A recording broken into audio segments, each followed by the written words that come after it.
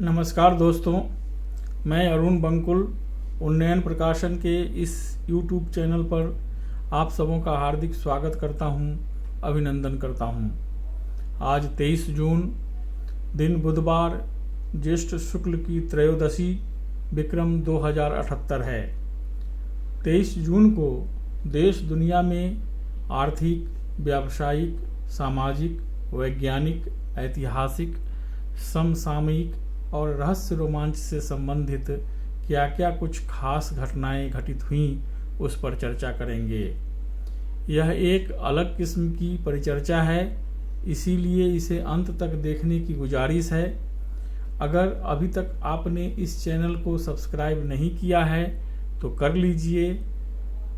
इसमें कोई खर्च नहीं, अलबत्ता मेरे मनोबल को और प्रोत्साहन मिलता है। आज के चर्चा में शामिल है UN लोक सेवा दिवस, अंतर्राष्ट्रीय विधवा दिवस, 3.25 लाख साल करोड़ में एक बार धड़कता है धरती का दिल, सेंट्रल बैंक ऑफ इंडिया और इंडियन ओवरसीज बैंक का प्राइवेटाइजेशन प्रोसेस और जेट एयरवेज क्या फिर से उड़ान भरेगी। तो चलिए शुरू करते हैं। आज 23 जून है और इस दिन को संयुक्त राष्ट्र महासभा द्वारा लोक सेवा दिवस, United Nations public service day के रूप में मनाने के लिए नामित किया गया है। यह विकास प्रक्रिया में सार्वजनिक सेवा के योगदान पर प्रकाश डालता है, पब्लिक सर्वेंट्स के काम को मान्यता देता है और युवा लोगों को सार्वजनिक क्षेत्रों में कैरियर बनाने के लिए प्रोत्साहित करता है। संयुक्त राष्ट्र महासभा ने 20 दिसंबर 2002 को 57/277 प्रस्ताव पारित करके प्रतिवर्ष 23 जून का संयुक्त राष्ट्र लोक सेवा दिवस के रूप में मनाए जाने की घोषणा की थी। प्रत्येक वर्ष इस दिन संयुक्त राष्ट्र जन सेवा पुरस्कार, United Nations public service awards प्रदान किए जाते हैं। यह अंतर्राष्ट्रीय स्तर पर उत्कृष्ट कार्य करने वाले संस्थानों को दिया जाता है। अंतर्राष्ट्रीय विधवा दिवस भी 23 जून को ही मनाया जाता है ताकि विश्व स्तर पर मानव अधिकारों के उल्लंघन के बारे में जागरूकता बढ़ाई जा सके और विधवाओं को उनके अधिकारों और जिन कठिनाइयों का वे सामना करती हैं के बारे में जागरूक किया जा सके। लुम्बा फाउंडेशन ने साल 2005 में अंतर्राष्ट्रीय विधवा दिवस मनाए जाने की शुरुआत की थी। लुम्बा के अनुसार विभिन्न देशों में महिलाओं को अपने पति के मरने के बाद बहुत कठिनाइयों का सामना करना पड़ता है।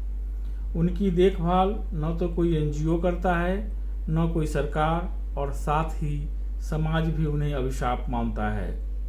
इसीलिए 23 जून 2010 को संयुक्त राष्ट्र महासभा द्वारा इसे आधिकारिक रूप से मान्यता दी गई। 3.25 करोड़ साल में एक बार धड़कता है धरती का दिल, आती है प्रलय, वजह पता नहीं। पिछले 26 करोड़ सालों में धरती से डायनासोर खत्म हो गए, पेंजिया टूटकर अलग अलग महाद्वीपों में बदल गया, द्वीप बन गए, लेकिन इंसानों ने धरती को बहुत तेजी से बदला है। जिस बदली हुई धरती पर हम रह रहे हैं उतना एक करोड़ों सालों में नहीं बदली। प्राचीन भूगर्भीय घटनाओं के अध्ययन से पता चला कि धरती समय समय पर खुद को स्वस्थ रखने के लिए 2.75 करोड़ साल में एक बार बदलाव लाती है, यानी उसका भूगर्भीय दिल धड़कता है।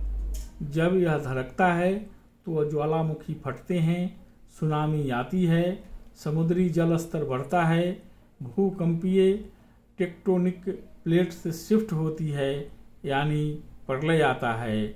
अगला प्रलय कब आएगा? न्यूयॉर्क यूनिवर्सिटी के भूगर्भ शास्त्री माइकल रैपिनो और उनकी टीम की स्टडी के मुताबिक अगली बार धरती का दिल करीब 2 करोड़ साल के बाद धड़केगा। यानी 2 करोड़ साल के बाद धरती पर फिर प्रलय आएगा। खैर, फिलहाल तो इंसान और अन्य जीव सुरक्षित हैं। माइकल कहते हैं कि छोटी छोटी प्राकृतिक घटनाएं आपदाएं नहीं हैं, बड़ी आपदा तो तब आएगी जब धरती का दिल धड़केगा, उसकी भूगर्भीय नसों में पल्स दौड़ेगी। माइकल रैपिनो ने कहा कि आंकड़े बताते हैं कि यह एक सामान्य भूगर्भीय प्रक्रिया है, ये अचानक नहीं होती। कई भूगर्भीय हलचलों का एक क्रम बना होता है जो आपस में संबंधित होती हैं। जब सारा क्रम एक साथ जुड़ता है तब धरती का दिल धड़कता है। ये ठीक वैसा ही है जैसे किसी इंसान की सांस अटक जाए, वह हाथ पैर मार रहा हो, पसीने छूट रहे हों, उसके अंग कांपने लगे हों। अंत में जैसे ही एक बार सांस आती है तब सब कुछ सामान्य हो जाता है। ठीक इसी तरह धरती की धड़कन अटकी हुई है। जैसे ही एक बार पूरी होगी सब कुछ सही हो जाएगा, लेकिन भारी तबाही के बाद। माइकल और उनकी टीम ने अपनी रिपोर्ट में लिखा है कि करोड़ों सालों की स्टडी में ये पता चला है कि जब भी धरती सांस लेती है तब समुद्री गैर समुद्री जीवों का सामूहिक संहार होता है। सुनामी जैसी भयानक गतिविधियां होती हैं, महाद्वीप टूटकर बिखर जाते हैं, कुछ समुद्र में चले जाते हैं तो कुछ समुद्र के अंदर से बाहर निकल आते हैं। पृथ्वी के चुंबकीय शक्ति में परिवर्तन होता है। टेक्टोनिक प्लेट आपस में टकराकर या अलग होकर संतुलन बनाने का प्रयास करते हैं। यह स्टडी जियो साइंस फ्रंटियर्स में प्रकाशित हुई है। माइकल कहते हैं कि हमारी स्टडी के मुताबिक हर 3.25 करोड़ साल में ऐसी गतिविधियां होती हैं। अगली गतिविधि करीब 2 करोड़ साल के बाद होगी। भूगर्भ शास्त्री और वैज्ञानिक ऐसी गतिविधियों का अध्ययन कई सदियों से कर रहे हैं। इससे पहले 1920 और 1930 में के बीच वैज्ञानिकों ने धरती की धड़कन आने का अंतराल 3 करोड़ साल बताया था। 1980 से 1990 में यह 2.62 करोड़ से लेकर 3.06 करोड़ साल के बीच में बताया गया था। लेकिन अब नई स्टडी ज़्यादा सटीक बताई जा रही है। पिछले साल की गई स्टडी के अनुसार प्रलय आने का अंतराल 2.75 करोड़ साल है। यानी लगभग इतने सालों के गैप के बाद धरती खुद ब खुद अपने आप को स्वस्थ करने के लिए परिवर्तन करती है। इस स्टडी का रिव्यू करने वाले जियोलॉजिस्ट और यूनिवर्सिटी ऑफ एडिलेड के प्रोफेसर एलन कॉलिंस कहते हैं कि यह स्टडी अच्छी है, लेकिन मुझे लगता है कि इसकी सबसे बेहतर साल 2018 में मूलर और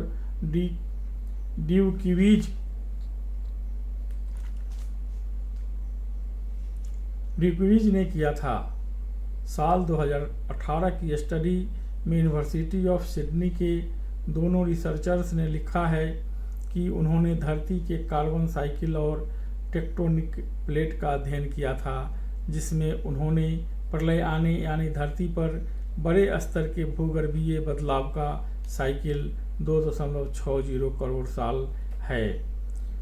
कॉलिंस कहते हैं कि माइकल रैपिनो की स्टडी में कई घटनाओं को कैजुअल तरीके से लिया गया है।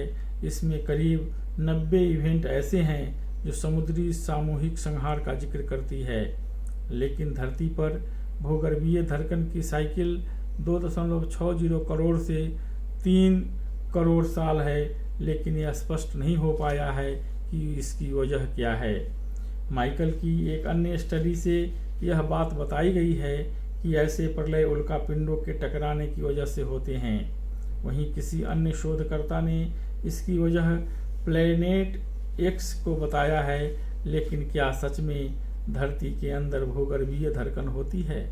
जी हाँ, धरती के अंदर टेक्टोनिक प्लेट्स के हिलने और जलवायु परिवर्तन की वजह से धड़कन पैदा होती है। ये लंबी भूगर्भीय प्रक्रिया है जो धीरे धीरे होती रहती है, लेकिन एक दिन एक साथ होने पर प्रलय जैसी स्थिति बना देती है। सेंट्रल बैंक ऑफ इंडिया और इंडियन ओवरसीज बैंक का होगा प्राइवेटाइजेशन। 51% हिस्सेदारी बेचेगी सरकार। केंद्र सरकार ने प्राइवेटाइजेशन के लिए सेंट्रल बैंक ऑफ इंडिया और इंडियन ओवरसीज बैंक का चयन किया है। केंद्र सरकार इन दोनों सरकारी बैंकों में अपने हिस्से का विनिवेश करेगी। पहले चरण में 51% हिस्सेदारी बेचने की योजना है। इस खबर के बाद स्टॉक मार्केट में सेंट्रल बैंक ऑफ इंडिया और इंडियन ओवरसीज बैंकों के शेयर में 20% अपर सर्किट लगा है। आईओबी के शेयर इस खबर के पहले 19.85 रुपये पर ट्रेड कर रही थी, जो अचानक 19.80 चढ़कर 23.60 रुपये पर पहुंच गया है। वहीं सेंट्रल बैंक के शेयर्स 20 रुपये से 19.80% चढ़कर 24.2 रुपये पहुंच गया है। इन दोनों बैंकों के प्राइवेटाइजेशन के लिए केंद्र सरकार बैंकिंग रेगुलेशन एक्ट में बदलाव के साथ कुछ अन्य कानून में बदलाव करेगी। साथ ही आरबीआई के साथ भी चर्चा होगी। नीति आयोग ने इन दोनों बैंकों के नाम की सिफारिश की है। आयोग को निजीकरण के लिए सार्वजनिक क्षेत्र के 2 बैंकों और एक बीमा कंपनी का नाम चुनने की जिम्मेदारी सौंपी गई थी। विदित हो कि वित्त मंत्री ने वर्ष 2021-22 के बजट में 2 सरकारी बैंकों और एक बीमा कंपनी के प्राइवेटाइजेशन की घोषणा की थी। सरकार ने फाइनेंशियल ईयर 2022 के लिए विनिवेश के जरिए 1.75 लाख करोड़ रुपए जुटाने का लक्ष्य रखा था। प्राइवेट होने वाले दोनों bank central bank of India और इंडियन ओवरसीज बैंक की शेयर बाजार में मार्केट वैल्यू इनके शेयर प्राइस के मुताबिक 44,000 करोड़ रुपए है, जिसमें इंडियन ओवरसीज बैंक का मार्केट कैप 31,641 करोड़ रुपए है। जेट एयरवेज फिर भरेगी उड़ान। एनसीईआरटी ने कॉल रॉक जालान कंजोर्शियम का प्रपोजल पास किया। नेशनल कंपनी लॉ ट्राइब्यूनल ने 22 जून को जेट एयरवेज के लिए कॉल रॉक जालान के कंजोर्शियम के रिजोल्यूशन को मंजूरी दे दी है। हालांकि इस मंजूरी के साथ कुछ शर्त भी जुड़ी हुई हैं। CNBC TV 18 की एक रिपोर्ट के मुताबिक जेट एयरवेज को स्लॉट मुहैया कराने के लिए directorate general of civil aviation DGCA और ministry of civil aviation MCA को 22 जून से 90 दिनों का वक्त दिया गया है।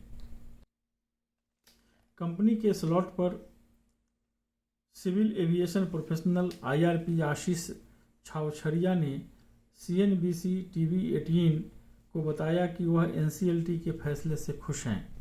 उन्होंने यह भी कहा कि इस बात की कोई वजह नहीं है कि DGCA अब NCLT के फैसले को चुनौती देगा। एक सरकारी अधिकारी ने न्यूज़ चैनल को बताया कि DGCA और सिविल एविएशन मिनिस्ट्री स्लॉट पर आखिरी फैसला लेने से पहले आदेश पर बारीकी से गौर करेगी। जेट एयरवेज के स्लॉट पर फैसला लेने में अभी वक्त लगेगा। जेट एयरवेज का कामकाज अप्रैल 2019 में बंद हुआ था। उस वक्त कंपनी के पास जो स्लॉट थे वह दूसरी एयरलाइन कंपनियों को अलॉट कर दिया गया था। अक्टूबर 2020 में मुरारी लाल जालान और कॉल रॉक कैपिटल के ग्रुप ने मिलकर जेट एयरवेज के लिए बोली लगाई थी। इसके बाद जेट एयरवेज के दोबारा उड़ने की उम्मीद शुरू हुई है। DGCA और सिविल एविएशन मिनिस्ट्री ने हाल ही में बैंकरप्सी कोर्ट में एक हलफनामा दायर करके कहा था कि जेट एयरवेज यह दावा नहीं कर सकती है कि उसके पास पहले जो स्लॉट थे वही दोबारा दिए जाएं। उसे नए स्लॉट का आवंटन मौजूदा गाइडलाइंस के जरिए किया जाएगा। दोस्तों, अभी कोरोना का खतरा टला नहीं है। सभी लोगों से निवेदन है कि प्रोटोकॉल का पालन करें, सभी लोग वैक्सीन लगवाएं, स्वयं मास्क पहनें और दूसरों को भी मास्क पहनने को प्रेरित करें। 2 गज की दूरी बरकरार रखें। आज के लिए बस इतना ही। कल फिर मिलेंगे। मेरे चैनल को लाइक करें, सब्सक्राइब करें और हाँ, बेल आइकन को दबाना ना भूलें ताकि मेरे नवीनतम वीडियो आप तक बेरोक टोक पहुँचता रहे। तब तक के लिए नमस्कार। जय हिंद, जय भारत।